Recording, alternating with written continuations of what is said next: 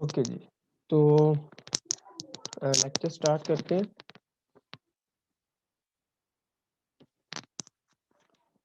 Last time हमने अपने Java application के अंदर कुछ सीन के कंट्रोल्स ऐड किए थे। बटन हो गया, लेबल है, टेक्स्ट फील्ड है। इनको हमने जहाँ पे प्लेस करके तो इसको जावा एफएक्स एप्लीकेशन को रन करके देखा था। अच्छा, इसके अंदर हमने एक बात की थी कि ये जो गेट चिल्ड्रन मेथड है, यहाँ पे हम ये जो सारे इसके हमने कंट्रोल्स बनाए हैं, यहाँ तो हम इसको बारी-बारी दे लें। ऐड मेथड के ज़रिए एक-एक हम इसको अपना जो है वो इसके अंदर नोड ऐड करते जाएँ। फिर हमने एक मेथड देखा था कि एक-एक ऐड करने की बजाय हमारे पास एक मेथड मौजूद है, इसका नाम है ऐड ऑल, और हम इसको जो है वो एक ही टाइम पे सारे जितने भी नोड्स हमने ऐड करने होते हैं, वो सारे हम इसको दे सकते हैं। और ये जो मेथड है ऐड ऑल, ये किस तरह से जो है वो variable number of arguments accept कर रहा है, ठीक है? हम इसको 1 नोड भी दे सकते हैं, 2 भी दे सकते हैं, 3 भी दे सकते हैं। मतलब कि हम इसको n नंबर ऑफ नोड दे सकते हैं, जितने हमारे पास नोड मौजूद है, सारे हम इसको बारी-बारी कॉमा सेपरेटेड इसको दे सकते हैं। अच्छा, अब फिर हमने इसको देखा था कि ये जो variable number of arguments accept कर रहा है ये मेथड, हम जो है अपना किस तरह से ये मेथड बना सकते हैं। तो हमने बात की थी कि हम इस तरह का एक अपना भी मेथड क्रिएट कर सकते हैं जो कि वेरिएबल नंबर ऑफ आर्गुमेंट्स जो है वो एक्सेप्ट करता है। और इसके लिए हमने एक मेथड बनाया था जिसका नाम हमने माय मेथड रखा। उसके अंदर हमने देखा कि किस तरह से ये हमने एक ऐसा पैरामीटर क्रिएट किया है जो variable number of arguments accept करेगा। अच्छा, अब इस पे थोड़ी-सी मज़ीद बात करते हैं कि ये जो मेथड होता है, इसको बनाने का बस यही तरीका है कि आपने जो है वो यहाँ पे इसको सिंगल एक वेरिएबल की बजाय यहाँ पे डिस्टिंग्विश करना है कि ये variable number of arguments accept करेगा। तो यहाँ पे आप डाटा टाइप के बाद जो है वो 3 डॉट्स लगा देते हैं, ठीक है? तो 3 डॉट्स हम यहाँ पे प्लेस कर देते हैं, तो ये एक ऐसा पैरामीटर बन जाता है जो कि variable number of arguments accept करेगा। अच्छा, अब ये जो पैरामीटर होगा, ठीक है? ये इस मेथड के अंदर एज़ अ अरे ट्रीट किया जाएगा। ठीक है, इसी तरह जिस तरह एक हमारे पास एरे होती है, उस एरे के हमारे पास डॉट लेंथ मेथड होता है, उस एरे को हम इस तरह से सबस्क्रिप्ट ऑपरेटर के साथ उसके हर इंडेक्स को एक्सेस करते हैं। तो इसी तरह से हमारे पास जो है वो ये जो पैरामीटर होगा ये भी एज़ अ बिल्कुल एरे की तरह ही एक्सक्यूज मी सर। ट्रीट होगा। अच्छा, हम बात कर रहे थे कि यहाँ पे ये जो वेरिएबल है, पैरामीटर है s, ठीक है? ये एज़ अ अरे ट्रीट होगा। दूसरी बात ये है कि यहाँ पे हम ना एक ही टाइप के इसको जो है वो आर्गुमेंट्स भेज सकते हैं। अब ऐसा नहीं है कि हमने इसको स्ट्रिंग अगर रखा हुआ है तो इधर अब मैं यहाँ पे 2 भेज दूँ, उसके बाद मैं फिर यहाँ पे एक स्ट्रिंग भेज दूँ, तो ऐसे नहीं होगा। हमने यहाँ पे अगर इसको स्ट्रिंग का बनाया है तो इसको सब मुझे स्ट्रिंग ही पास करना पड़ेंगे। अब जो तीसरी चीज़ है वो ये है कि किसी भी मेथड के अंदर हम अगर इस तरह का पैरामीटर एक रखेंगे, तो इस पैरामीटर को हम हमेशा उस मेथड के लास्ट पैरामीटर के अंदर रखेंगे, ठीक है? यानी कि ये पैरामीटर हर मेथड का हमेशा लास्ट पैरामीटर होगा। मैं यहाँ पे अगर इंट a कर दूँ, तो ये चीज़ मैं ये काम कर सकता हूँ, ठीक है? इसको ज़रा हम करके देखते हैं। इधर अगर मैं 5 भेज दूँ और बाकी 3 जो है वो s के लिए हम भेजते हैं। इसको ज़रा कंपाइल करते हैं।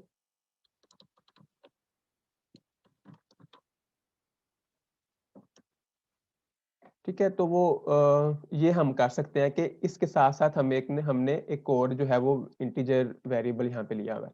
लेकिन मैं इस तरह नहीं कर सकता कि ये जो चीज़ है ना, इसको हम इस तरह लास्ट पे नहीं रख सकते। तो अगर मैं इसको लास्ट पे अब रख के यहाँ पे 5 इसको पास करूँ, एक एक को जो मैंने आर्गुमेंट देना है, तो अब हमें एरर आ रहा है कि जो varchar पैरामीटर है must be the last parameter. ठीक है, तो ये इसका एक रूल है बनाने का कि अगर आपने किसी मेथड के अंदर ये चीज़ रखनी है, var आर्स पैरामीटर रखना है, तो ये मेथड का जो है वो लास्ट पैरामीटर होगा जस्ट, ठीक है? इसको हम दरमियान में या फर्स्ट पे नहीं रख सकते। जी हमाद। अरे जो वार आर्ग्स हैं इसको हम एक मेथड में 2 दफा भी पैरामीटर कॉल करवा सकते हैं अगर एक नहीं नहीं, ये फिर 2 दफा भी नहीं हम लिख सेकंड का सकते वार इसको। आर्ग कॉल करवाना। अगर उसने बोला ना कि आपने इसको लास्ट पे रखना है, तो इसका मतलब है कि अब हम उसको जो है वो इस तरह के दो भी नहीं बना सकते अब। ठीक है, एक ही बना सकेंगे। इन टाइप का भी नहीं बना सकते। इन टाइप का भी नहीं बना सकते, एक ही बनेगा। एक मेथड के अंदर एक var आर्स का जो है वो पैरामीटर होगा। ठीक है, एक से ज्यादा भी नहीं रख सकते, एक मेथड के अंदर एक ही होगा जस्ट। तो सर हम इसको अगर जेनेरिक कर दें तो? जी, जेनेरिक किया जा सकता है। आप इसको ऑब्जेक्ट टाइप का बना लें, फिर इसके अगेंस्ट आप यहाँ पे जो मर्जी एंटर करते रहे, क्योंकि वो हर डाटा टाइप जो है वो अल्टीमेटली ऑब्जेक्ट से ही इनहेरिट हुई होती है। तो हम यहाँ पे ऑब्जेक्ट लिख के इसको हम जो मर्जी यहाँ पे पास कर दें। मैं इसको फिर अपना कोई क्लास का कोई ऑब्जेक्ट भी पास कर दूं, डबल वेरिएबल दे दूं, इंटीजर दे दूं, स्ट्रिंग दे सर दूं, अभी इसको कैरेक्टर दे ऑब्जेक्ट दूं। करके चेक करें, क्योंकि ऑब्जेक्ट तो मतलब वो है, ये इनहेरिटेड है ऑब्जेक्ट से, भी प्रॉब्लम नहीं होगी हमें? हाँ जी, नहीं होगी, कोई मसला नहीं होगा। आप इसको ऑब्जेक्ट करें, यहाँ पे जो मर्जी इसको पास करते रहे, वो सारा कुछ एक्सेप्ट करता जाएगा। अल्टीमेटली वो यहाँ पे आप इसको प्रिंट भी कर सकते हैं। तो ठीक है जी, एक हमारे पास इंटीजर है, 3 स्ट्रिंग्स हैं, और लेट से हम इसको एक डबल वैल्यू भी देते हैं। तो वो सारा कुछ प्रिंट हो जाएगा। लेंथ 5 है इसकी, A B C X Y Z, ए सर ये 5 और थोड़ा सा 2.5। एक्सक्यूज मी सर, ये थोड़ा सा ऑब्जेक्ट के बारे में बता दीजिएगा। जो ऑब्जेक्ट क्लास होती है ना जावा के अंदर, ये तमाम क्लासेस की पेरेंट क्लास होती है। हमारे पास जितनी भी टाइप्स होती हैं, अगर वो ये प्रिमिटिव टाइप्स हैं या वो रेफरेंस टाइप्स हैं, ये सारी हमारे पास प्रिमिटिव टाइप्स है ना। इंटीजर, डबल, बूलियंस, उसके बाद करैक्टर, लॉन्ग, यस। शॉर्ट, ये सारी हमारे पास प्रिमिटिव टाइप्स हैं। प्रिमिटिव जी। टाइप्स के अलावा हमारे पास दूसरी टाइप्स भी होती हैं, जिनको हम रेफरेंस टाइप्स कहते हैं। तो जो हमारे पास ऑब्जेक्ट्स वगैरह हम लेते हैं, न्यू करके, न्यू कीवर्ड से हम जो ऑब्जेक्ट्स बनाते हैं, वो सारे जी। ऑब्जेक्ट्स जो हैं वो रेफरेंस टाइप्स होते हैं। तो बेसिकली हमारे पास जावा के अंदर दो टाइप्स होती हैं, एक प्रिमिटिव टाइप्स और एक रेफरेंस टाइप्स। इनके अलावा और कोई टाइप नहीं होती जावा के अंदर। ये जो सारी टाइप्स जी। हैं, ये ऑब्जेक्ट क्लास से ही इनहेरिट होती हैं। इनहेरिट से क्या मुराद है कि ऑब्जेक्ट क्लास जो है वो तमाम क्लासेस की पेरेंट क्लास होती है। अगर हम कोई क्लास जो बनाए और उसको किसी से भी एक्सटेंड ना करें, तो वो ऑब्जेक्ट क्लास से ही एक्सटेंड हो रही होती है। इसका मतलब है कि जावा के अंदर हर क्लास ना किसी क्लास से एक्सटेंड हो रही होती है। तो हमने यहाँ पे लिखा public class var as demo, लेकिन यहाँ पे अगर हम ये लिख देना एक्सटेंड्स ऑब्जेक्ट, ऑब्जेक्ट। तो कोई फर्क नहीं पड़ेगा, क्योंकि वो ऑलरेडी ही ऑब्जेक्ट से एक्सटेंड है। जावा ने इसको जो है वो इम्प्लिसिटली एक्सटेंड किया हुआ है, हमने इसको एक्सप्लिसिटली कर दिया। तो हम ना भी लिखें तब भी ये इससे एक्सटेंड है। तो जो ऑब्जेक्ट क्लास होती है ना, जी। क्योंकि वो तमाम क्लासेस की पेरेंट होती है, इसलिए हम इसको इस ऑब्जेक्ट के अगेंस्ट, इसके अगेंस्ट हम कोई भी चीज पास कर सकते हैं। इसको मैं स्ट्रिंग दे दूं, इसको मैं इंटीजर दे दूं, इसको मैं डबल दे दूं, सारा कुछ एक्सेप्ट कर लेगी, क्योंकि ये सब की पेरेंट है। ये सारे जो है वो इसको हर चीज का पता है, कौन सी चीज जो है मुझे मिल रही है। तो हम इसको जरा रन करके देखते हैं कि हमने क्या एप्लीकेशन जो है वो बनाई थी, किस तरह हम इस पे काम कर रहे थे।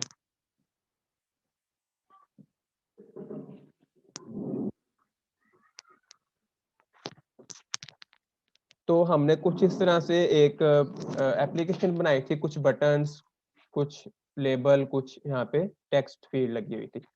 अच्छा, एक चीज आपने यहाँ पे नोट की होगी बनाते वक्त, कि अगर हमने कोई यहाँ पे चीज ऐड करनी है ना, तो वो उसके अंदर मसला क्या है कि मैन्युअली हमें हर एक को जो है वो एक्स एक्सिस और वाई एक्सिस देना पड़ता है। ठीक है, ये चीज हमें जो है वो हर एक को देनी पड़ती है। अगर नहीं देंगे तो सबकी, क्योंकि बाय डिफॉल्ट एक्स और वाई होती है, तो वो क्या होता है कि जो बाद में हम नोड ऐड करते हैं वो प्रीवियस नोड को रिप्लेस कर देता है, मतलब कि उसके ऊपर आ जाता है। तो जो पहले नोड लगा होता है वो छुप जाता है। ठीक है, तो इस चीज से बचने के लिए हम फिर एक्स और वाई पोजीशन देते हैं सबको।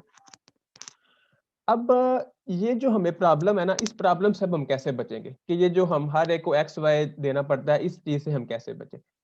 तो इन चीज़ों से बचने के लिए हम लेआउट्स इस्तेमाल करते हैं, ठीक है। अभी जो हम काम कर रहे हैं ये बगैर किसी लेआउट के कर रहे हैं, हम मैनुअली खुद से नोड की पोजीशन स्पेसिफाई कर रहे हैं।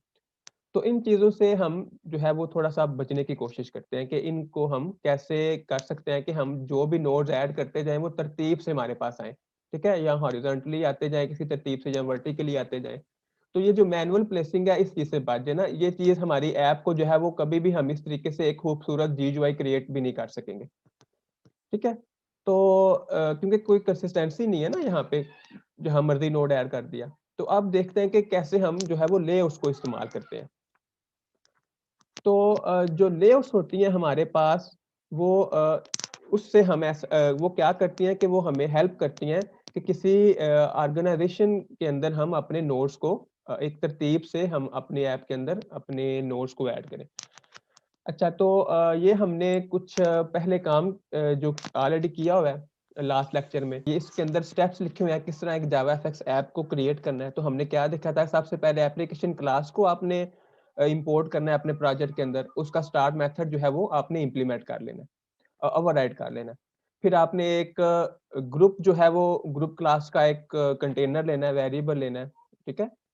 उसके अंदर आपने अपने तमाम नोड्स रख देने हैं। फिर आपने एक सीन क्लास लेनी है, उसके अंदर आपने वो रूट रख देना है, ग्रुप, ठीक है, जो हमने यहाँ पे वो सारा काम किया हुआ है, ये ग्रुप, ठीक है, इसको हमने यहाँ पे सीन क्लास को दे दिया।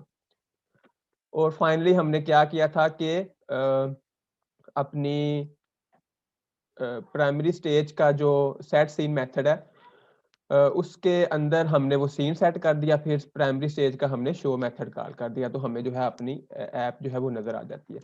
इसको हमने करके भी देखा था। अच्छा अब हम आते हैं जी लेआउट्स की तरफ। लेआउट्स क्या होते हैं कि एक नोड्स को प्लेस करने का एक ईजियर वे होता है हमारे पास, ठीक है। हम आसानी से एक्स और वाई पोजीशन पे सोचने के बगैर ही हम ये काम जो है वो कर सकते हैं। तो जो भी एक लेआउट का रूल होगा उस रूल के मुताबिक वो लेआउट हमारे नोड जो है वो प्लेस करती जाएगी स्क्रीन के ऊपर।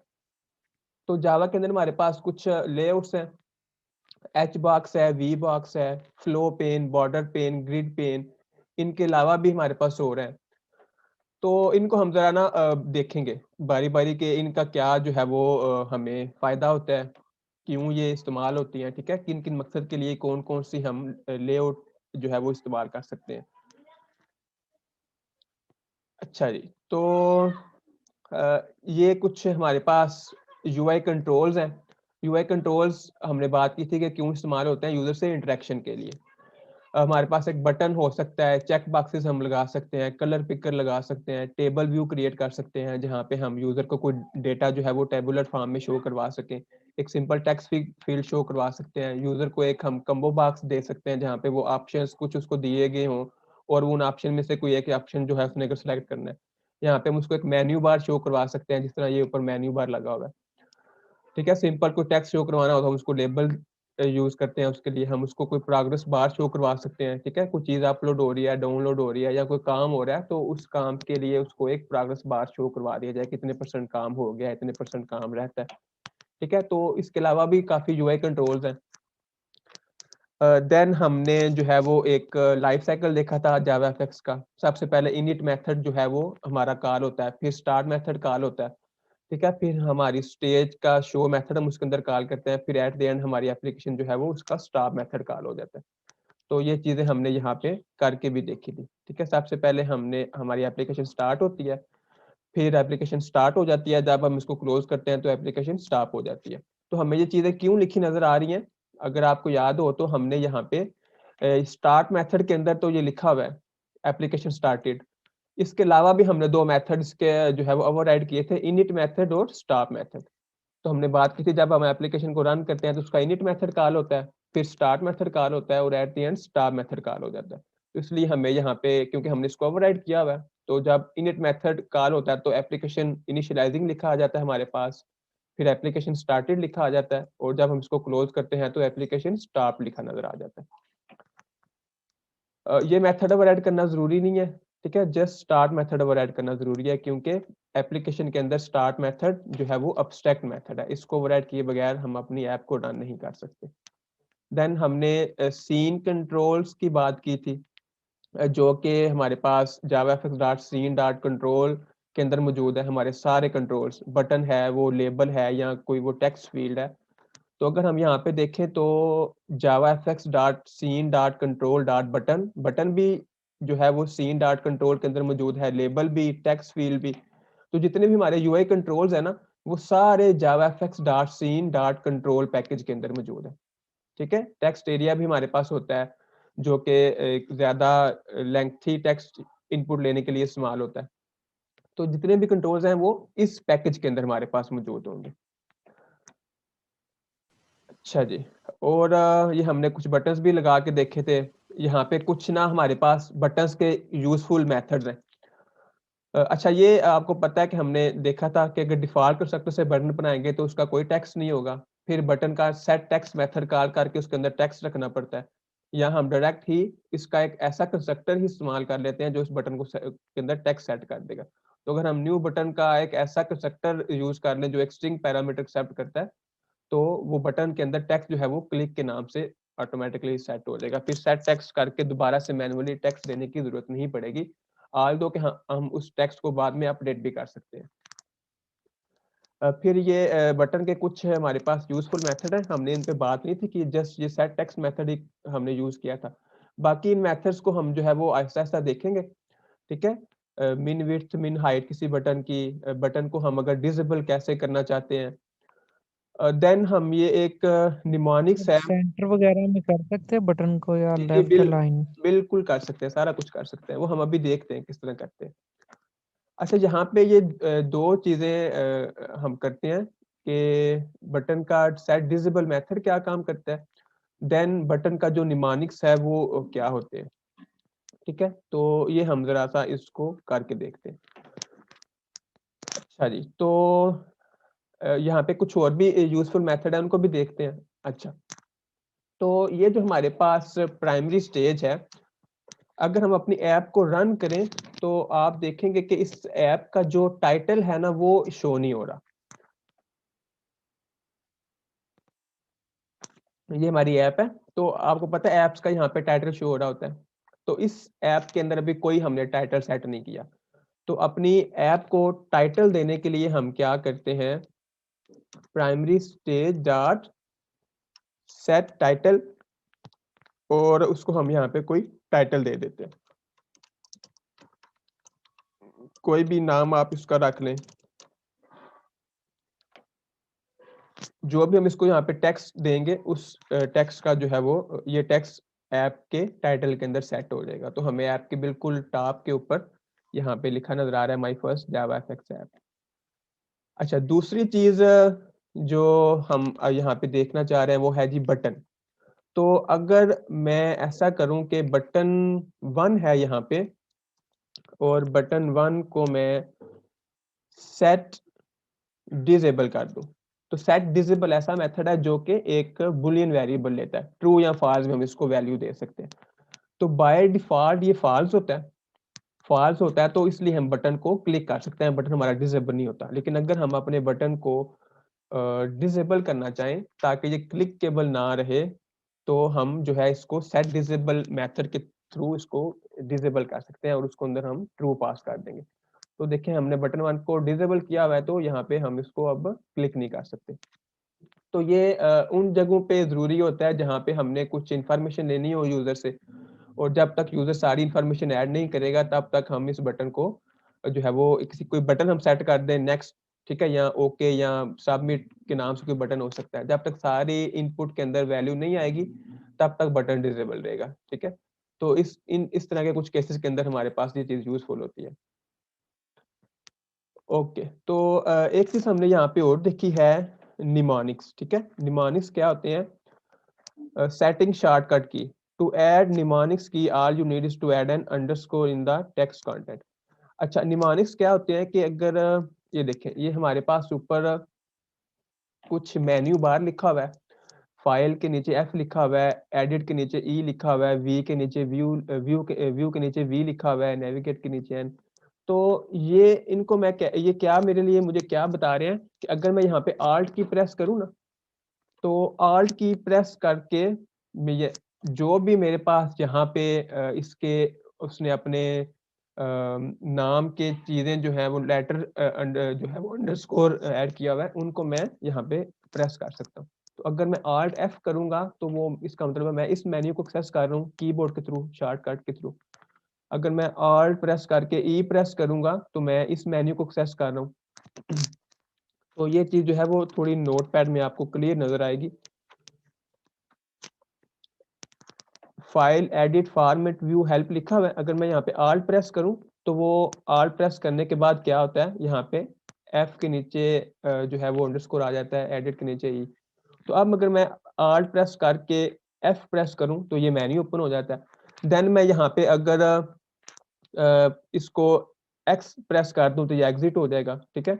या अगर मैं Alt प्रेस करके E पे जाता हूँ और यहाँ पे मैं R प्रेस करता हूँ तो वो रिप्लेस वाली विंडो ओपन हो जाएगी, ठीक है। तो ये निमोनिक्स है, इनको हम निमोनिक्स कहते हैं। ये चीज़ हम अपनी जावाफिक्स के अंदर कैसे ऐड कर सकते हैं? तो ये बहुत ही सिंपल तरीका है जावाफिक्स के अंदर इसको ऐड करने का। जस्ट हम क्या करें, अच्छा इसको मैं कमेंट कर देता हूँ। लेट्स से मैं यू के पीछे जो है वो अंडरस्कोर ऐड कर देता हूँ। तो अब क्या होगा कि अगर मैं Alt प्रेस करूंगा ना तो उसके बाद यू मैं प्रेस करूंगा तो तब जो है वो मैं अपनी निमोनिक्स के थ्रू उस बटन को क्लिक कर सकता हूँ। तो अगर मैंने यहाँ पे Alt प्रेस किया तो वो देखें यू के नीचे ना अंडरस्कोर आ गया, ठीक है। Alt दोबारा प्रेस करता हूँ तो वो खत्म हो जाता है, फिर प्रेस करता हूँ तो यू के नीचे अंडरस्कोर आ गया। इसका मतलब अब मैं यू को अगर प्रेस करूंगा ना तो ये बटन क्लिक हो जाएगा, ठीक है। तो अभी तो हमने इस पे कोई लिसनर वगैरह नहीं लगाया हुआ, तो जब हम इस पे लिसनर लगाएंगे तो Alt यानी कि निमोनिक्स के थ्रू भी हम अपनी इन बटन्स को प्रेस कर सकेंगे, ठीक है। तो ये निमोनिक्स होते हैं हमारे पास, इनको अभी हम आज करके भी इंशाल्लाह देखेंगे। ओके, तो देन आती है जी, हम लेआउट्स पे आ जाते हैं। तो लेआउट्स को अब हम कैसे इस्तेमाल करते हैं? लेआउट्स का हमने देख लिया कि क्या इनका फायदा है। मैन्युअली एक्स वाई पोजीशन देने की बजाय लेआउट जो है वो एक तरतीब में हमारे नोट्स को अरेंज कर देते हैं। तो सबसे पहले हमारे पास फ्लो पेन। फ्लो पेन क्या करता है कि हॉरिजॉन्टली या वर्टिकली जो भी हम इसको ओरिएंटेशन देंगे उस ओरिएंटेशन के मुताबिक ये हमारे नोट्स को ऐड करता जाएगा। अगर हम अपनी एक फ्लो पेन क्रिएट करें और उसके अंदर हम इसकी ओरिएंटेशन जो है वो हॉरिजॉन्टल सेट कर दें तो क्या होगा कि ये यहाँ से स्टार्ट करेगा हमारे नोट को ऐड करना और बारी बारी जो है उसको यहाँ पे तरतीब दे के ऐड करता जाएगा, और जब यहाँ पे जगह खत्म हो जाएगी तो बाकी नोट्स को वो फिर नीचे से ऐड करना शुरू कर देगा इस तरह से, ठीक है। फिर यहाँ पे जगह खत्म हो जाएगी फिर वो इधर से शुरू कर देगा, तो एक न्यू रो बना लेगा वो अगर जगह खत्म हो जाती है। तो अगर हम इसको वर्टिकल इसकी ओरिएंटेशन रखते हैं तो फिर क्या होगा कि ये यहाँ से बिल्कुल लेफ्ट टॉप लेफ्ट से स्टार्ट होगा, एक कॉलम में ये चीजें ऐड करता जाएगा, जब यहाँ पे हाइट खत्म हो जाएगी तो वो एक न्यू कॉलम बना लेगा यहाँ पे, ठीक है। फिर उसके अंदर चीजें ऐड करता जाएगा तरतीब से। तो फ्लो पेन जो है वो ये काम करती है। अच्छा, इसको थोड़ा सा हम करके देखते हैं किस तरह हम इस पे काम कर सकते हैं।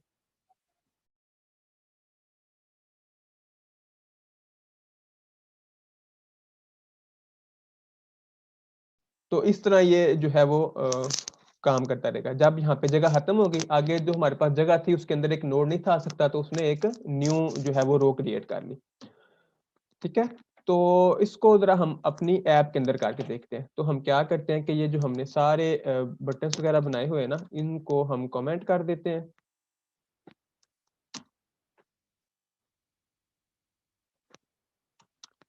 इन दो को हम जो है वो रहने देते हैं। इधर हम अपना जो है वो एक फ्लो पेन को अब क्रिएट करते हैं। अच्छा जी, तो फ्लो पेन कैसे क्रिएट करनी है आपने? जैसा हमने एक यहाँ पे ग्रुप एक ऐड किया था, group is equal to new group, ठीक है। ग्रुप जो है इसके अंदर कोई तरतीब नहीं होती, लेकिन इसी तरह से अगर हम एक फ्लो पेन क्रिएट करें तो javafx.scene.layout के अंदर ये जो है वो क्लास मौजूद है फ्लो पेन, इसको हम इस्तेमाल करेंगे। फ्लो पेन इसका एक नाम रख लें, is equal to new flow pane. अब हम यहाँ पे कुछ बटन्स ऐड करते हैं। Let's say btn1 is equal to new button, इसको हम कोई टेक्स्ट देते हैं। फिर हम क्या करते हैं कि फ्लो पेन डॉट, बिल्कुल उसी तरह से जिस तरह हमने ग्रुप के अंदर क्या किया, एक नोड ऐड करके group dot gate children dot add, और उसको हमने एक नोड दे दिया। यहाँ भी ऐसे ही करेंगे, फ्लो पेन इस वेरिएबल का नाम dot gate children dot add, और वो कह रहा है हमें एक नोड प्रोवाइड करें, ठीक है, इसको हम btn1 दे देंगे। अच्छा, अब यहाँ पे क्या करते हैं कि हमारे पास एक सीन हम क्रिएट करते हैं, is equal to new scene. तो जब ग्रुप को इस्तेमाल कर रहे थे तो सीन बनाते वक्त उसको एक पेरेंट दिया था हमने, ठीक है। पेरेंट जो है वो ग्रुप दिया था जिसके अंदर तमाम नोड्स हैं, यानी कि ऐसा कंटेनर जिसके अंदर हमारे तमाम नोड्स हैं। तो यहाँ पे भी हम सीन को ऐसी कोई चीज देनी है, तो यहाँ पे हमारे पास कंटेनर ग्रुप नहीं है, बल्कि हमारे पास अब जो कंटेनर है वो फ्लो पेन टाइप के, तो हम इसको फ्लो पेन दे देंगे यहाँ पे।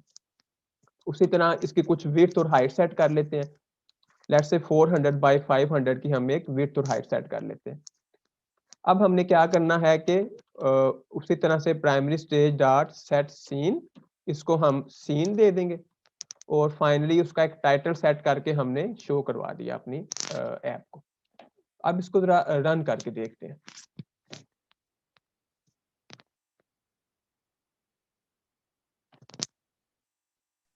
सर इसमें पोजीशन तो उन लोगों ने दी नहीं, वर्टिकल और हॉरिजॉन्टल वाली।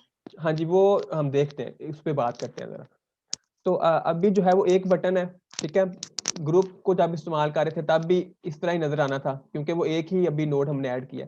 तो ऐसा करते हैं, एक नोड यहाँ पे और ऐड करते हैं। Button btn2 is equal to new button, इसको हम लेट्स से बटन 2 कह देते हैं। अब हम अपनी ऐप को रन करते हैं, और उससे पहले यहाँ पे अपने फ्लो पेन के अंदर बटन 2 को भी ऐड कर देते हैं।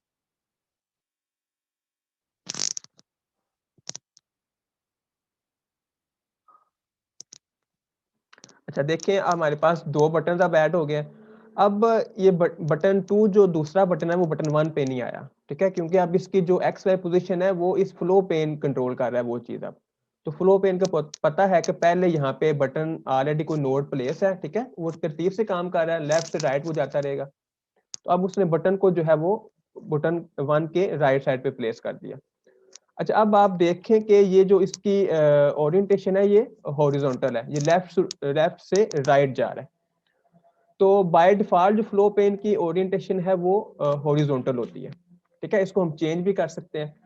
तो अगर हम यहाँ पे ऐसा करें कि अपनी flow pane dot set orientation, इसका एक मेथड होता है, इसके अंदर हमने इसको बताना है वर्टिकल या हॉरिजॉन्टल। तो इसको हम कैसे बताएंगे, हमारे पास एक क्लास है ओरिएंटेशन के नाम से, ठीक है, और इस क्लास का हमारे पास एक स्टैटिक फील्ड है इसके अंदर वर्टिकल और हॉरिजॉन्टल।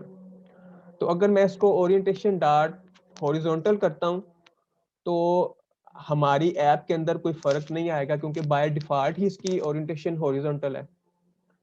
तो अभी हम इसको जो है वो वर्टिकल करके नहीं सर, देखते हैं। हॉरिजॉन्टल तो हो रही है, लेकिन वो अगर राइट से लेफ्ट मूव करवाना है वो क्या करेंगे? वो करते हैं, सारा कुछ करते हैं, जरा बारी बारी करते हैं हर चीज को। अच्छा, अब इसको हम वर्टिकल करते हैं जी। तो अब जो है इसको देखते हैं।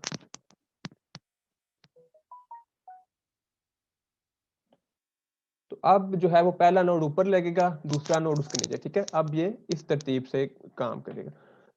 तो अगर हम यहाँ पे अपनी ऐप का साइज छोटा कर दें तो वो देखें, वो क्योंकि नीचे अब जगह नहीं रही ना, तो उसने न्यू कॉलम में क्रिएट कर दिया, ठीक है।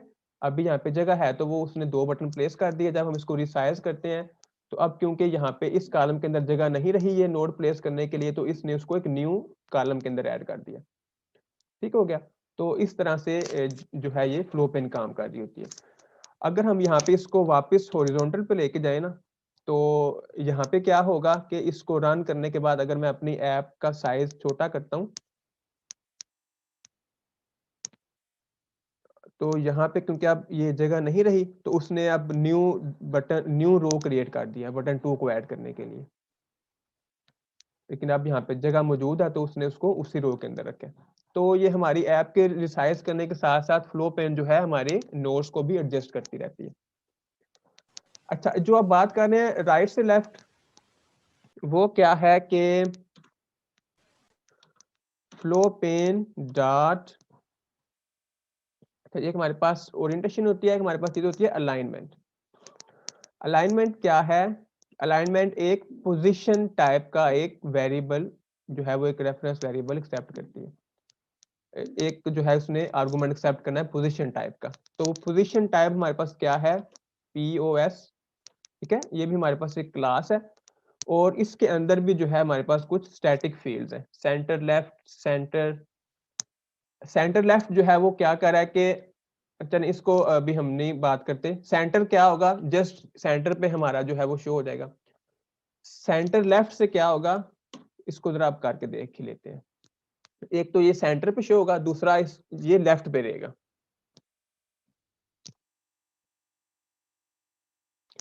तो क्या हुआ है, लेफ्ट और सेंटर दोनों। तो कहां से लेफ्ट है और कहां से सेंटर है? वर्टिकली अगर इसको देखें तो ये कहां पे है? वर्टिकली ऐसे अगर हम इसको देखें तो ये सेंटर के अंदर है, ठीक है। अगर हम इसको हॉरिजॉन्टली देखें तो ये लेफ्ट के ऊपर है, ठीक है। तो जो हमने इसकी अलाइनमेंट सेट की सेंटर लेफ्ट, तो सेंटर वर्टिकली सेंटर होगा, हॉरिजॉन्टली ये लेफ्ट है, ठीक है। वर्टिकली ये होता है टॉप डाउन और हॉरिजॉन्टली लेफ्ट राइट, ठीक है जी। तो सेंटर है ये वर्टिकल और लेफ्ट है ये हॉरिजॉन्टली, ठीक है। अगर हम इसको जस्ट सेंटर देते हैं, इसकी हम अलाइनमेंट जस्ट सेंटर करते हैं, तो सेंटर अगर सिर्फ देंगे तो हॉरिजॉन्टली प्लस वर्टिकली ये सेंटर होगा। तो ये हमारी ऐप के बिल्कुल दरमियान में हमें ये चीजें नजर आ रही होंगी, ठीक है। बिल्कुल ये हमारी जो विंडो की हमारी ऐप की जो विड्थ हाइट है उसके मुताबिक ये बिल्कुल सेंटर में हमें शो हो रही है, ठीक है। और हमारे पास इसी तरह से और भी ऑप्शंस मौजूद हैं कि अगर हम इसको करना चाहें, देखते हैं जी क्या क्या हमारे पास ऑप्शन है इसके अंदर। टॉप सेंटर क्या होगा? वर्टिकली जो है वो हमें बिल्कुल सेंटर में शो हो रहा होगा और हॉरिजॉन्टली भी हमें ये हॉरिजॉन्टली ये बिल्कुल सेंटर में नजर आ रहा होगा। तो किस तरह हमें ये नजर आएगा? हमारी ऐप के ऊपर जो है वो टॉप पे लेकिन दरमियान में बिल्कुल शो हो रहा होगा, ठीक है, ये इस तरह से। तो सेंटर भी है और टॉप से स्टार्ट हो रहा है, पहले लेफ्ट से स्टार्ट हो रहा था, अब टॉप से स्टार्ट हो रहा है, ठीक है। टॉप से ये सेंटर के अंदर शो हो रहा है। और जो बात है कि वो राइट से स्टार्ट होने वाली, उसको भी देख लेते हैं जी। टॉप लेफ्ट और टॉप राइट, तो आई थिंक बाय डिफॉल्ट हमारे पास ये टॉप लेफ्ट होती है। अगर हम ये अलाइनमेंट सेट ना करें तो वो बाय डिफॉल्ट टॉप लेफ्ट है, इसलिए हमें जो है वो टॉप लेफ्ट से चीजें प्लेस होना शुरू होती हैं, हमें नजर आ रही होती हैं ये वाली चीज। तो ये बाय डिफॉल्ट है, इसको हम सेट ना भी करें तो यही सेट होती है। और इसी को अगर हम टॉप लेफ्ट की बजाय टॉप राइट कर दें तो हम अब देखेंगे कि हमारे नोड जो है वो राइट साइड से प्लेस होना शुरू हो जाएंगे, ठीक है। तो बटन 1 प्लेस हुआ, उसके बाद अब बटन 2 जो है वो उसके राइट साइड पे प्लेस होगा, ठीक है। तो यहाँ पे हमारी इधर से इस पॉइंट से हमारे नोड्स ऐड होना शुरू हुए हैं, ठीक है। Excuse me sir. जी जी सर अगर हम दो फ्लो पेन यूज करके दोनों की डिफरेंट पोजीशंस कर ले तो कर सकते हैं ना? मेरे हाल से कर सकते हैं जी। वो इस तरह होगा कि आपकी विंडो की एक जगह में एक फ्लो पेन होगी और दूसरी जगह में दूसरी फ्लो पेन होगी। तो ऊपर वाली फ्लो पेन की अपनी, हाँ जी, ऊपर वाली फ्लो पेन की अपनी ओरिएंटेशन अपनी अलाइनमेंट है, नीचे वाली फ्लो पेन की अपनी ओरिएंटेशन प्लस अपनी अलाइनमेंट है। तो सर वो फिक्स साइज तो नहीं ना होगा कि इतना साइज फिक्स हो गया उसके लिए?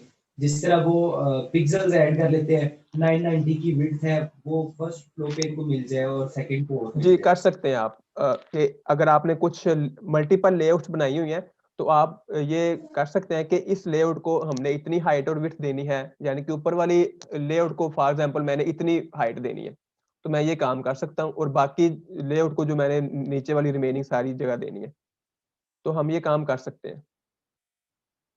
और अगर ना दे तो बाय डिफॉल्ट तो वो फिर वो ऐसा करेगी या नहीं? जी, वो उसको वो फिर बिल्कुल हाफ तो नहीं करेगी जावाफिक्स, ऑटोमेटिकली उसको तो नहीं पता चलेगा कि मैंने इसको आधी देनी है और नीचे वाली को आधी देनी है। तो वो नोड्स के हिसाब से वो जो भी उसकी हाइट विड्थ बनती है वो उसको देता रहेगा। लेकिन वो हमारे लिए मे बी वो अनएक्सपेक्टेड हो कि कैसे ये चीजें हो रही हैं, ठीक है। तो उनको फिर खुद से कंट्रोल करने के लिए हम उसको हाइट और विड्थ जो है वो स्पेसिफाई करनी पड़ती है।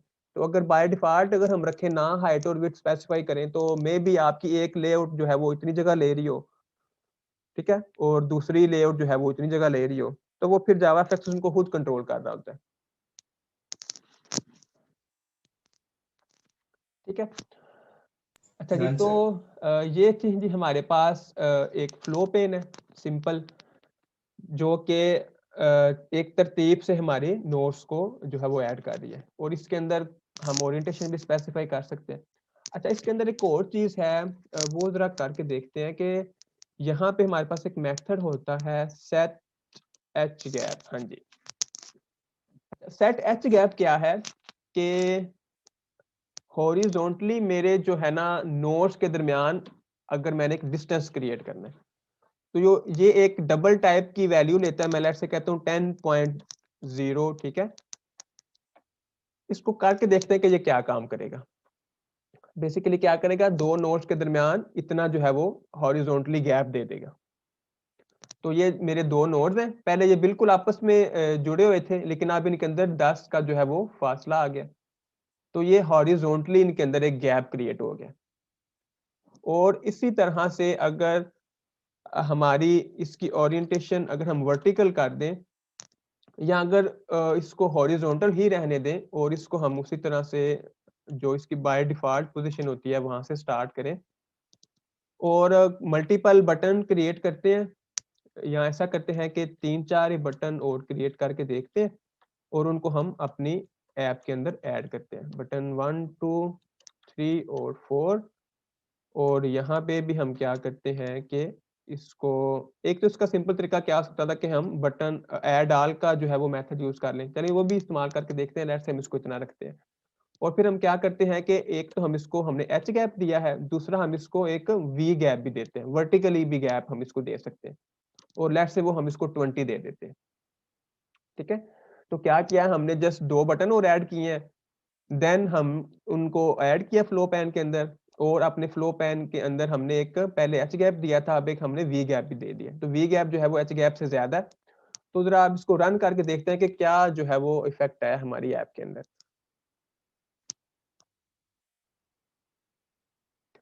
हॉरिजॉन्टली उसी तरह 10 गैप है यहाँ पे। तो अगर मैं इसको थोड़ा सा छोटा करूं, तो क्योंकि अब बटन 4 के लिए आगे जगह नहीं रही, उसने उसके लिए न्यू रो क्रिएट कर देनी है, क्योंकि ये हॉरिजॉन्टली इसकी जो है वो ओरिएंटेशन हमें रखी हुई है, ठीक है। तो जब हॉरिजॉन्टल ओरिएंटेशन के अंदर जब हमारे पास विड्थ कम रह जाती है किसी नोड के लिए, तो वो एक न्यू रो ऐड कर देता है फ्लो पैन उस नोड के लिए।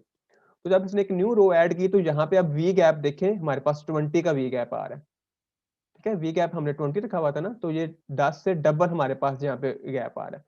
तो वी गैप क्या है, नोड्स के जो है वो वर्टिकली उनके अंदर जो गैप है वो, और हॉरिजॉन्टल गैप यानी कि एच गैप जो है वो हॉरिजॉन्टली नोड्स के दरमियान जो गैप है उसके लिए इस्तेमाल होता है। तो इस तरीके से अब हम अपनी इन नोड्स को जो है उनके अंदर थोड़ा सा फासला भी रख सकते हैं कि उनको बिल्कुल इकट्ठे वो आपस में जुड़े नजर ना आए, ठीक है। अपनी मर्जी से हम उनको उनके अंदर हमने गैप भी ऐड कर लिए, ठीक है। तो एच गैप और वी गैप इस मकसद के लिए इस्तेमाल होते हैं। अच्छा, अब यहाँ पे अगर हम देखें कि फ्लो पेन का ना एक कंस्ट्रक्टर भी होता है, जो उस कंस्ट्रक्टर के अंदर भी हम बाय डिफॉल्ट ये चीजें दे सकते हैं कंस्ट्रक्टर के अंदर। तो ये हमें कंस्ट्रक्टर शो कर रहा है, तो क्या क्या कंस्ट्रक्टर हम इसके अंदर ऐड कर सकते हैं। हाँ जी, ये हमारे पास एक कंस्ट्रक्टर है। अच्छा जी, किधर है, आई थिंक ये वाला है, जिसको हम एच गैप और वी गैप के साथ साथ नोड्स की लिस्ट भी दे सकते हैं, या एक ये वाला भी है। चलिए इसको करके देखते हैं। एच गैप इसको हम देखते हैं 10.0 और वी गैप 20.0। ठीक है, इनको फिर हम अब जो है वो कमेंट कर देते हैं। तो कंस्ट्रक्टर के अंदर ही हमने इसको एच गैप और वी गैप दे दिया।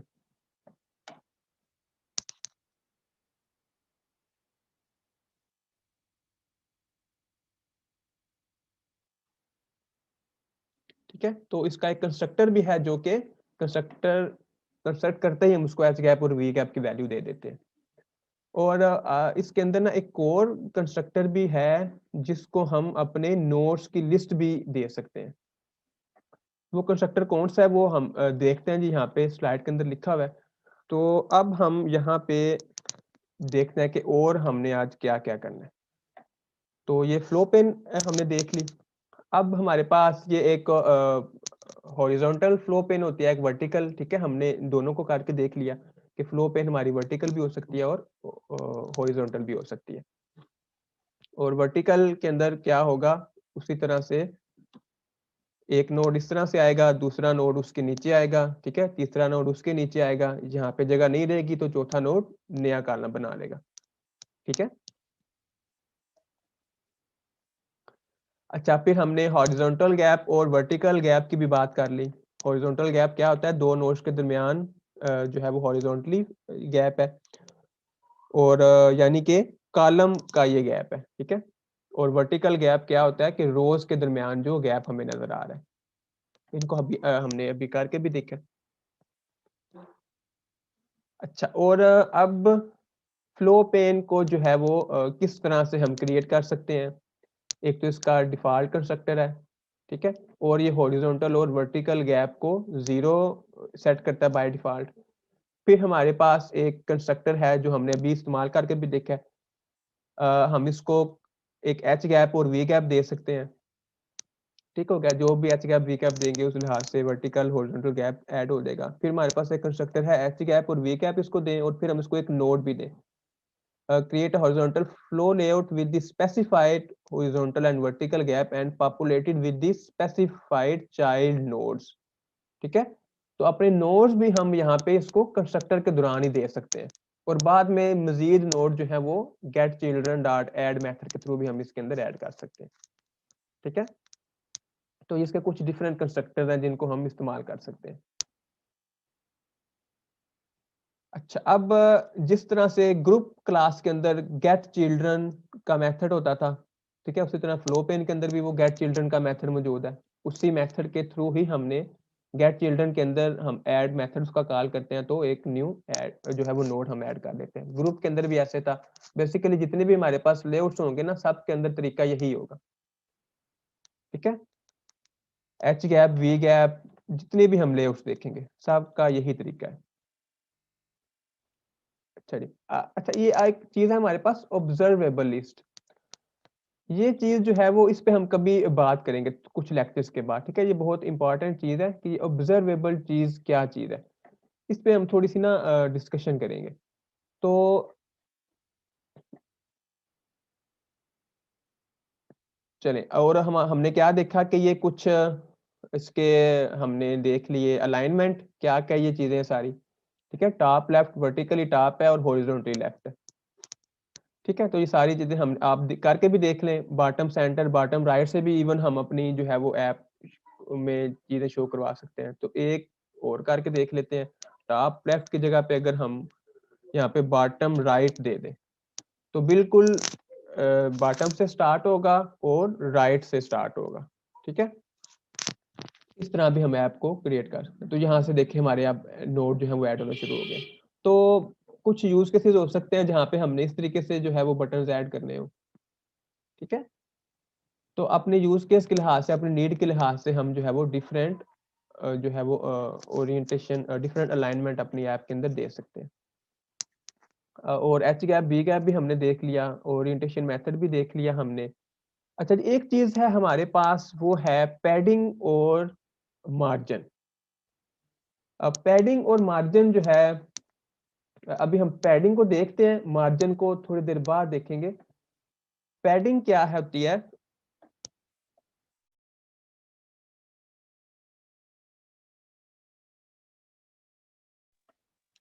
सबसे पहले तो पैडिंग और मार्जिन का ना डिफरेंस देखें कि ये क्या डिफरेंस है। पैडिंग और मार्जिन में बेसिकली डिफरेंस क्या होता है, थोड़ी सी कंफ्यूजिंग चीजें होती हैं, ये कुछ लोगों के लिए समझ नहीं आ रही होती क्या क्या है ये दोनों चीजें, लेकिन बहुत सिंपल है। मार्जिन को पहले देखते हैं मार्जिन क्या है। तो अगर हम यहाँ पे एक अपनी ऐप को दोबारा रन करें, तो यहाँ तो हमने एच गैप वी गैप दिया हुआ है ना, ठीक है। चले इसको भी मैं ना जरा यहाँ से खत्म करता हूँ।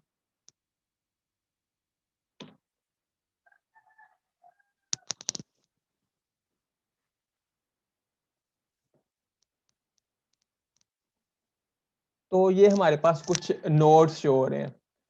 अच्छा, अगर हम चाहें कि ये जो मेरा एक नोड है ना, ये इस बटन 2 से इसका एक मैंने जो है वो डिस्टेंस सेट करना है, तो उसके लिए हम मार्जिन को यूज करते हैं। मार्जिन बेसिकली क्या होता है, दो डिफरेंट नोड्स का आपस में जो है वो डिस्टेंस, ठीक है, उनके दरमियान जो फासला है वो मार्जिन होता है। मार्जिन को भी हम थोड़ी देर बाद चेक करेंगे, फिलहाल हम पैडिंग को देखते हैं, ठीक है। मार्जिन समझ आ गई जी, दो नोड्स का आपस में जो है वो फासला, वो क्या है, पैडिंग। यहाँ पे जावाफिक्स के अंदर हम नोड्स का लफ्ज यूज करते हैं, ठीक है। दो डिफरेंट नोड्स का फासला मार्जिन है। हर प्लेटफॉर्म के लिहाज से, ठीक है, हम यहाँ पे जो जिस चीज पे काम कर रहे होते हैं ना, बेसिकली पैडिंग मार्जिन हर प्लेटफॉर्म पे सेम होती है। वेब के अंदर भी मार्जिन यही है कि दो जो है वो एलिमेंट्स का आपस में डिस्टेंस जो है वो मार्जिन है। मैंने दो टेक्स्ट बॉक्स लगाए हुए हैं अपने एक वेब पेज के अंदर, उनके दरमियान जो भी फासला रखना है मैंने, वो मार्जिन होगा। अब आते हैं पैडिंग की तरफ। तो पैडिंग बेसिकली क्या होता है कि किसी भी, अगर जावाफिक्स की बात करें, किसी भी नोड का उसकी उस यूआई कंट्रोल की जो बाउंड्री है, उस बाउंड्री का और उस यूआई कंट्रोल के अंदर जो कंटेंट है, उस कंटेंट का जो फासला है ना, वो पैडिंग है।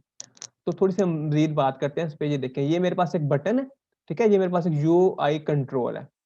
इस कंट्रोल की बाउंड्री, ठीक है, इस बटन की जो बाउंड्री है, और इस बटन के कंटेंट जो बटन 1 लिखा हुआ है, ये इसका कंटेंट है। तो यूआई कंट्रोल की बाउंड्री और इसके कंटेंट के दरमियान जो फासला है वो पैडिंग है, ठीक है। यूआई कंट्रोल की बाउंड्री और इसके कंटेंट के दरमियान जो फासला है वो पैडिंग है। तो अगर हम यहाँ पे हम ऐसा करते हैं कि ये जो हमने बटन 1 क्रिएट किया है ना, तो इसकी पहले तो हम इसको दोबारा से टॉप लेफ्ट पे लेके जाते हैं और यहाँ पे btn1 डॉट सेट पैडिंग। अच्छा, सेट पैडिंग देखें वो क्या चीज हमसे रिक्वायर कर रहा है। सेट पैडिंग कह रहा है मुझे एक इन सेट्स का आपने ना वेरिएबल देना है, ठीक है। इन सेट्स का पैरामीटर मैं एक्सेप्ट करूंगा, आर्गुमेंट एक्सेप्ट करूंगा। तो यहाँ पे हम इसको एक इनसेट्स देना पड़ेगा। तो इनसेट्स क्या है, एक क्लास है जावा के अंदर। हम इसको कैसे क्रिएट करेंगे, एक तो इसका तरीका ये है कि मैं इसको पहले, क्योंकि मैंने इसको इनसेट्स देना है ना, तो मैं यहाँ पे एक इनसेट्स बना लेता हूँ पहले। इनसेट्स, उसका कोई नाम रखें, इज इक्वल टू न्यू इनसेट्स। अब इनसेट्स को मैंने क्या देना है कि अगर मैं इसको 10 देता हूँ ना, 10 वैल्यू, तो इसका मतलब क्या है वो जरा देखते हैं। अगर मैं इसको यहाँ पे, अब वही इनसेट्स मैं इधर प्लेस कर देता हूँ, ठीक है। ये मैंने इनसेट्स का एक ऑब्जेक्ट बना लिया, अब इनसेट्स को मैं यहाँ पे दे देता हूँ। तो इसको जरा ना मैं हम रन करते हैं, फिर मैं आपको बताता हूँ कि ये 10 जो है वो क्या वैल्यू कर रही है 10। अच्छा, ये देखिए आपके सामने बटन नजर आ रहा है, तो बटन की बाउंड्री, ठीक है, और उस बटन की बाउंड्री और उसके कंटेंट के दरमियान जो फासला है ना, वो बढ़ गया अब, ठीक है। पहले कुछ और था, अब जो है वो 10 हमने सेट कर दिया। तो जब 10 सेट किया तो टॉप, राइट, बॉटम, लेफ्ट, चारों जगह से 10 का जो है वो डिस्टेंस आ गया उस कंट्रोल की बाउंड्री और उसके कंटेंट के दरमियान, ठीक है। तो हमने यहाँ पे इसको एक ही वैल्यू दी है 10, तो वो चारों जो है वो डायरेक्शन में 10 का उसने पैडिंग दे दी। अगर हम यहाँ पे डिफरेंट देना चाहते हैं, टॉप पे और लेफ्ट पे और राइट पे और बॉटम पे और, तो हम वो भी कर सकते हैं। तो अगर हम कहते हैं कि भाई टॉप से 10 राइट साइड से 20 कर दो, लेफ्ट से फिर राइट के बाद बॉटम है, बॉटम से मैं कहता हूँ अच्छा 30 कर दो, और लेफ्ट साइड से हम कहते हैं 15 कर दो। तो ये हम जो है वो क्लॉकवाइज यहाँ पे डायरेक्शन देते हैं, टॉप से स्टार्ट होते हैं फिर हम क्लॉकवाइज जाते हैं, टॉप राइट बॉटम और फिर लेफ्ट। ठीक है, अच्छा अब हम इसको रन करके देखते हैं।